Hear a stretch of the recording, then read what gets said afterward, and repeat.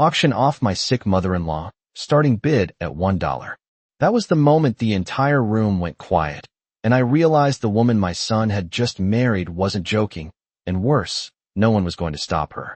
I sat there at table 12, the one tucked near the back by the service doors, hands folded neatly in my lap as if I were just another distant relative instead of the woman who raised the groom. The ballroom was everything Ashley had dreamed of: crystal chandeliers, white roses flown in from California, linen tablecloths that probably cost more than my monthly medication, and yet somehow, I had never felt smaller in my life. 6 months earlier, I would have told you I was lucky. My son Daniel had found someone beautiful, polished, successful. Ashley knew how to smile at the right moments, how to hold his arm just tight enough to look devoted, how to call me mom, in a way that sounded sweet to everyone else. I remember the first dinner she hosted, the way she insisted I sit at the head of the table, the way she refilled my water before I even asked. I thought, maybe this is what it feels like to finally rest, to finally let someone else take care of the family I built from nothing. I was wrong, but not all at once. It happened in small ways, the kind you question and then dismiss because you don't want to believe what they might mean. A comment here, a look there. You must get tired easily, she said once, smiling as she took a dish out of my hands. Let me handle things. It sounded kind, but it wasn't. It was the beginning of being replaced. Then came the decisions I wasn't part of. The guest list for the wedding I helped pay for, the venue I never saw until today, the seating chart that placed me farther and farther from my own son.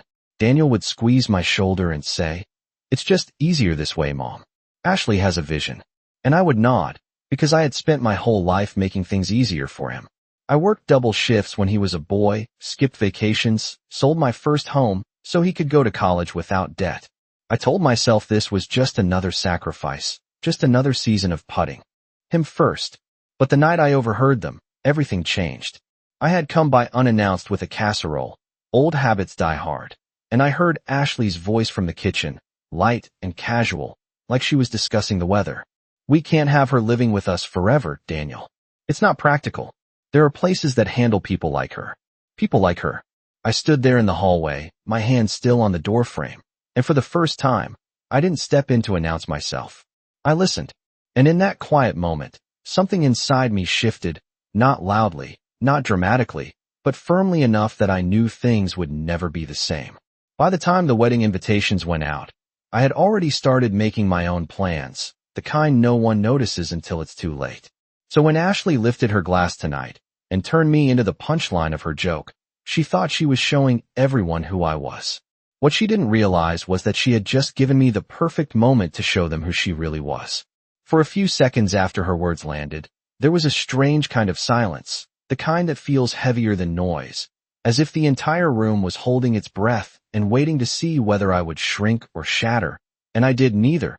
I simply sat there, feeling every pair of eyes drift toward me and then quickly away again, because discomfort is easier to ignore when you pretend it does not belong to you. And I realized in that moment that humiliation does not come from what people say, it comes from what others allow to happen, and tonight, they were all allowing it. Even my own son, who stood beside his bride with a tight smile, not quite laughing but not stopping her either, and that told me everything I needed to know about where I stood in his life now, somewhere behind convenience, behind image, behind the carefully constructed world Ashley had built around him. I slowly lifted my gaze to the head table, watching her as she basked in the attention, her glass still raised, her lips curved in a smile that looked warm from a distance but felt cold from where I was sitting. And I thought back to the day I first noticed that smile slip, the day I realized. It was not kindness, but calculation.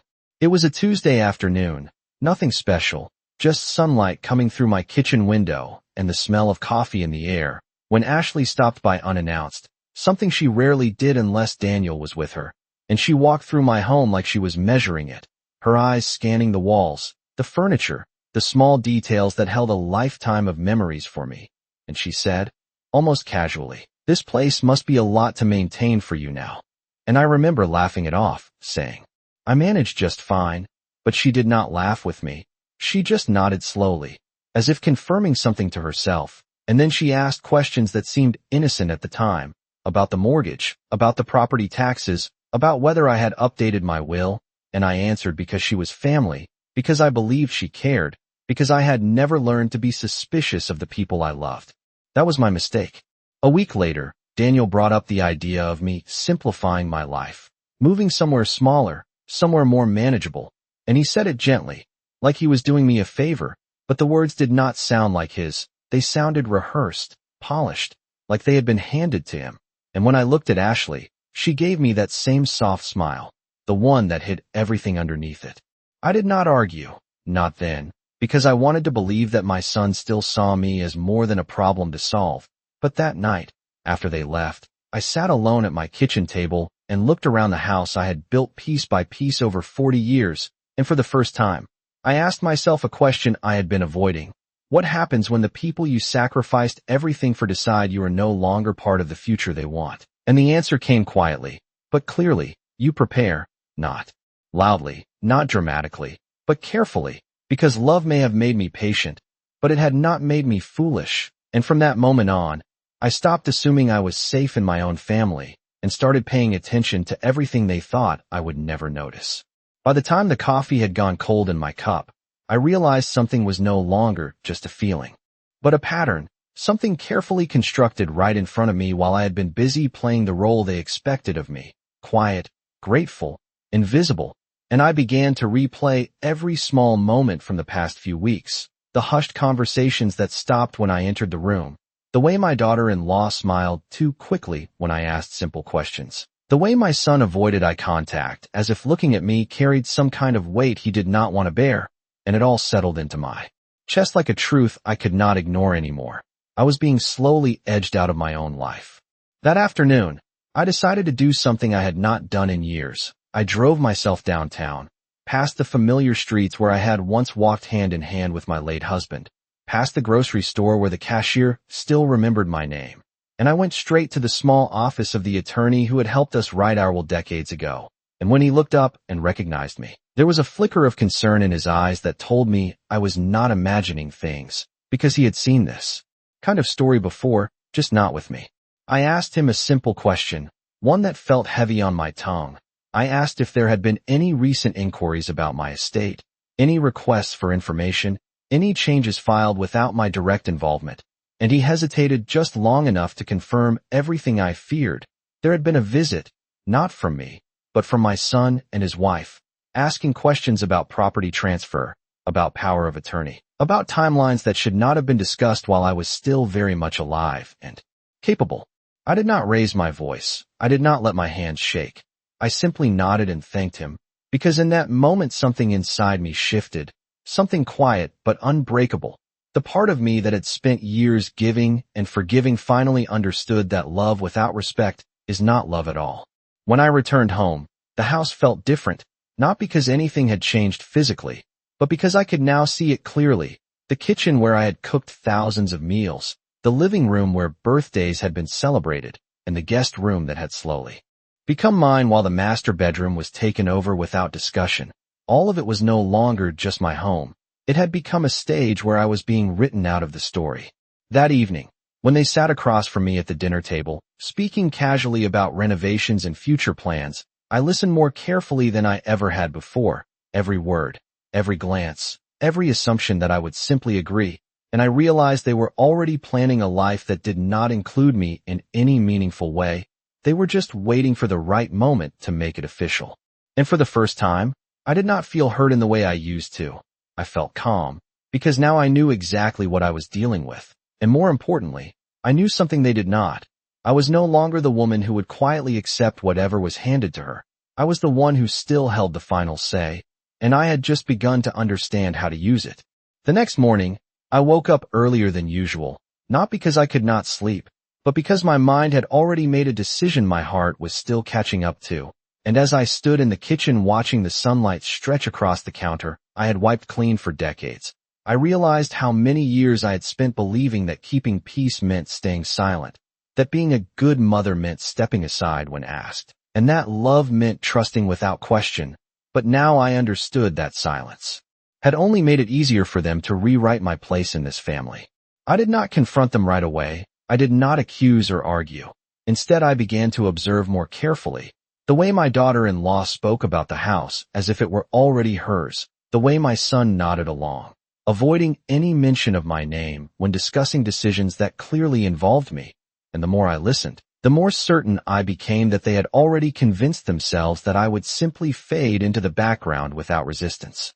Later that day, I made another quiet decision, one that felt small on the surface but carried more weight than anything I had done in years. I started gathering my documents, not in a dramatic way, but methodically. My property records, my bank statements, the original will that my husband and I had signed together. Each paper a reminder that this life had been built by my hands just as much as his, and that I still had every right to protect it. When my daughter-in-law walked into the room and noticed the folders on the table, she paused for a moment, her smile tightening just slightly before she asked in a casual tone what I was doing, and I answered just as calmly that I was organizing my affairs, something every responsible person should do. And for the first time I saw something different in her eyes, not confidence, but uncertainty, because she could sense that I was no longer unaware. That evening at dinner, the conversation shifted in subtle ways. They were more careful, more attentive, offering to help me with small things they had ignored before, asking if I needed anything. And it would have almost felt like kindness if I had not already seen what sat beneath it, a quiet attempt to regain control of a situation they felt slipping away. I responded politely. I thanked them. I played my part just enough to keep them comfortable, because I had learned something important. Reacting emotionally would only give them the upper hand, but patience would give me clarity. As I cleared the dishes and stood at the sink, I caught my reflection in the window, and for the first time in a long while, I did not see a tired woman trying to hold her family together. I saw someone steady, someone who had finally stopped asking for permission to exist in her own home. And while they believed they were still several steps ahead, making plans behind closed doors, they did not realize that I had already begun to move in a different direction, one where I would not be pushed aside quietly, one where every choice I made from this point forward would be deliberate, measured, and entirely my own. That evening, I sat alone at the small oak table by the kitchen window, the same place where I had once helped my son with his homework, where I had written birthday cards, where I had balanced every bill for over 30 years, and for the first time in a long while, I did not feel small in my own home. The silence felt different now, not heavy, not suffocating, but clear, like the air after a long storm finally breaks. I replayed every word from earlier that day, every glance, every forced smile that had once made me question my own worth, and I realized something simple but powerful. I had not imagined any of it. I had not been too sensitive, and I had certainly not been a burden. I had been patient, too patient, and that patience had been mistaken for weakness. But no more. Upstairs, I could hear faint footsteps, careful and uncertain, the kind of steps people take when they know something has shifted but they are not sure how to face it. My son had not come down to speak to me yet, and that told me everything I needed to know about where his courage stood. It was not anger I felt toward him, not entirely, but a quiet disappointment that settled deep in my chest. I had raised him to stand for what was right, yet somewhere along the way, comfort had become more important than truth.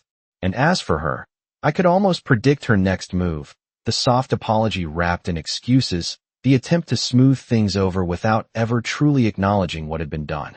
But I was no longer interested in smoothing anything over. I stood up slowly, my knees reminding me of the years I had carried this family on my back, and I walked to the hallway where the framed photographs still hung. There we were, smiling at birthdays, at holidays, at moments that now felt like carefully staged illusions. I reached up and adjusted one frame slightly, not because it needed fixing, but because I needed that small, deliberate action to mark a change. This house, these walls, they held my history, my sacrifices, my love, and I would not allow anyone to rewrite that story while I was still here. When I returned to the kitchen, I took out a notepad and began writing, not out of anger, but with clarity.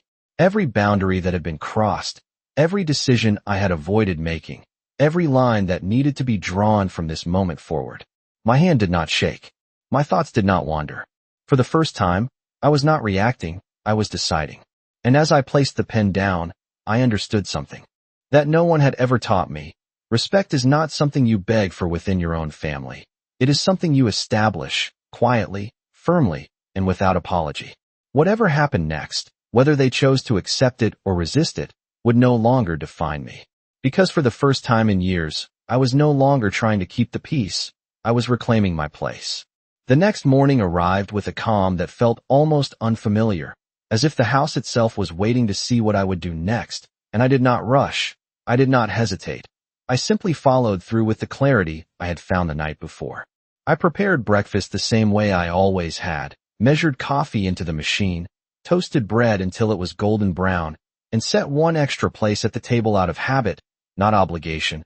And when I heard them come downstairs, their voices quieter than usual, I remained exactly where I was, seated upright, composed, and ready. My son glanced at me first, his expression uncertain, searching for the version of me he was used to, the one who would soften the moment for him. But that version of me no longer stepped forward. She lingered behind him, arms folded lightly, offering a small smile that did not quite reach her eyes, and I recognized it immediately as the same smile she had used so many times before when she needed to shift the mood without addressing the truth. I gestured toward the chairs across from me and waited until they both sat down, and only then did I begin to speak, not loudly, not emotionally, but with a steadiness that made every word land exactly where it needed to. I told them that things in this house were going to change, not because I wanted conflict, but because I would no longer accept being dismissed, spoken over, or treated as though my presence was optional in a home I had built and maintained for decades.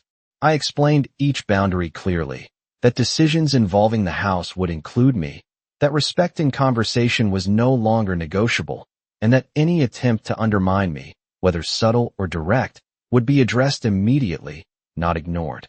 My son opened his mouth as if to respond, but no words came out, and in that silence, I could see the realization begin to settle in. This was not a moment that would pass. This was a shift that would remain. She tried next, her voice soft, suggesting that perhaps there had been misunderstandings, that no one had intended to make me feel uncomfortable. But I met her gaze without flinching and calmly said that intention did not erase impact, and that I was no longer interested in explanations that avoided accountability. The room grew still again, and for the first time, neither of them tried to fill it with excuses. I reached for my coffee, took a slow sip, and allowed that silence to exist without rushing to fix it, because it was not my responsibility anymore to make everything feel comfortable at my own expense. What mattered now was that the truth had been spoken, clearly and without apology, and whether they chose to rise to meet it or remain where they were would be entirely their decision. As I stood to clear my plate, I felt something settle within me, not anger, not sadness, but a quiet strength that did not depend on anyone else's approval. And I knew in that moment that no matter how they responded moving forward, I had already taken back something that had been slipping away for far too long. My voice, my dignity, and my place in the life I had built.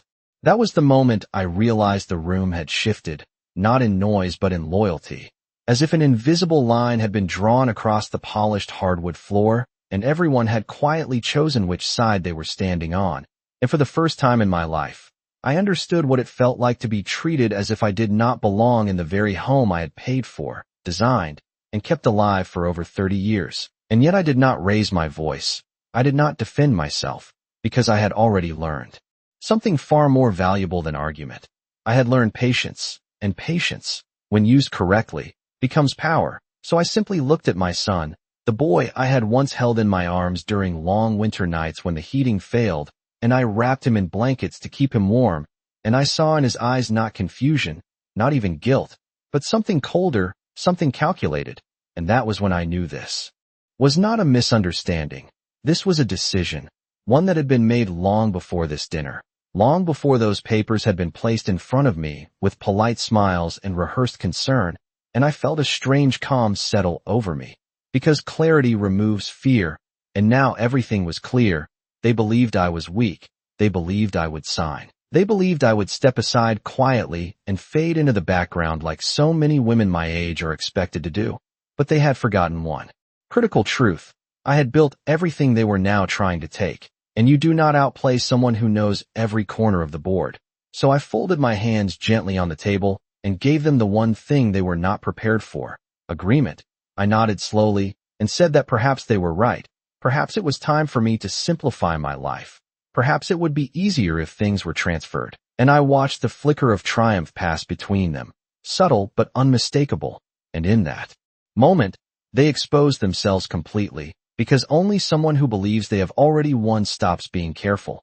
And that was exactly what I needed, an opening, not for confrontation, but for correction.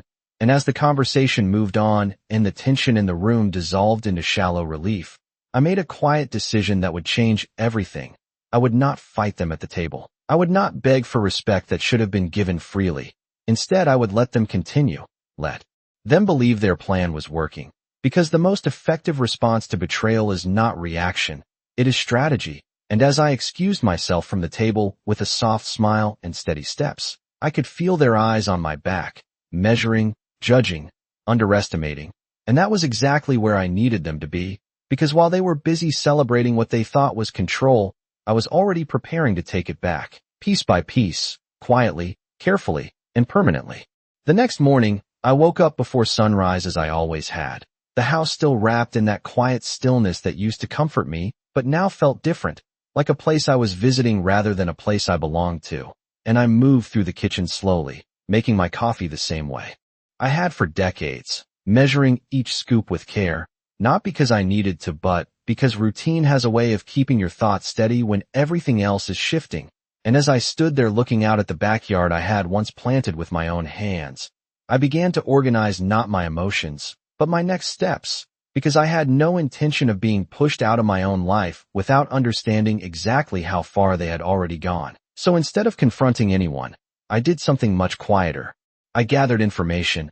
I went to my study and opened the locked drawer where I kept copies of every important document. The mortgage, the property deed, the insurance records, everything that told the real story of how this house came to be. And as I reviewed each page carefully, I noticed something that confirmed what I had already suspected. There had been recent attempts to access financial records that I had never authorized. Subtle, almost hidden, but not invisible to someone who knew exactly what to look for. And that was when I realized this was not just about one conversation at dinner. This had been building for months, possibly longer, and they had been counting on me not paying attention, counting on me trusting them blindly.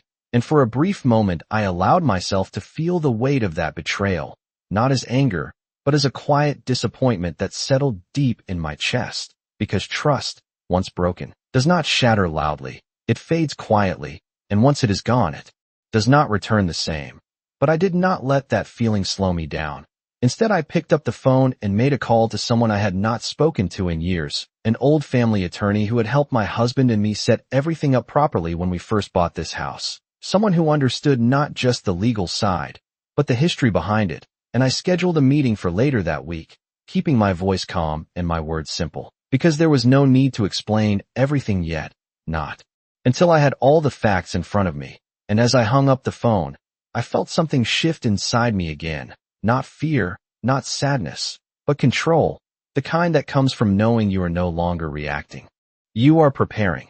And when I walked back into the main part of the house, I could hear them upstairs, moving around, starting their day as if nothing had changed, as if last night had been just another family conversation. And I allowed myself a small, knowing smile, because while they believed I had accepted their version of the future, I was quietly rewriting it. And this time, every decision would be mine. The room fell into a silence so sharp it almost felt deliberate, as if every person present suddenly understood that the narrative they had been fed for months was quietly unraveling in front of them, thread by thread, without a single raised voice from me. I did not need to argue, and I did not need to defend myself, because the truth had already begun to speak in ways no performance could silence. My daughter-in-law shifted in her seat, her confident posture softening into something uncertain, her eyes darting toward my son as if silently asking him to fix what could no longer be controlled. He, however, did not move. For the first time in a very long time, he looked at me not with impatience or dismissal, but with a hesitation that told me he was finally seeing the gap between what he had believed and what was actually real. I folded my hands gently in my lap, steady and composed, allowing the weight of the moment to settle without interference. The documents, the timeline, the small but undeniable details I had carefully preserved had done their work, not loudly, not aggressively, but with precision. It was never about humiliating anyone. It was about restoring something that had been quietly taken from me piece by piece: my dignity, my place, my voice within my own family. Someone at the table cleared their throat, and another avoided eye contact entirely. And in that subtle discomfort I saw the shift, the realization that the story they had accepted so easily no longer held up under even the slightest scrutiny. My daughter-in-law finally spoke, but her tone lacked the sharpness it once carried, replaced instead by something defensive and uneven, as if she were trying to hold on to control that had already slipped through her fingers. I did not interrupt her. I let her speak, because sometimes the clearest exposure comes not from confrontation, but from allowing someone to reveal themselves when the structure around their words has already collapsed. When she finished, I simply nodded once, not in agreement, but in acknowledgement, then turned my gaze to my son. There was no anger in me anymore, only a calm clarity that I had earned through every moment of silence I had endured before this day. I told him, gently but firmly, that love does not require blindness, and respect is not something that can be negotiated away for convenience. He did not respond immediately, and that pause said more than any apology could have. Around us, the atmosphere had changed completely. What began as a comfortable gathering had transformed into a quiet reckoning, one where appearances no longer held power. And in that stillness, I realized something important. I had not just reclaimed my truth. I had redefined my place, not as someone to be managed or dismissed, but as someone who would never again allow herself to be quietly erased.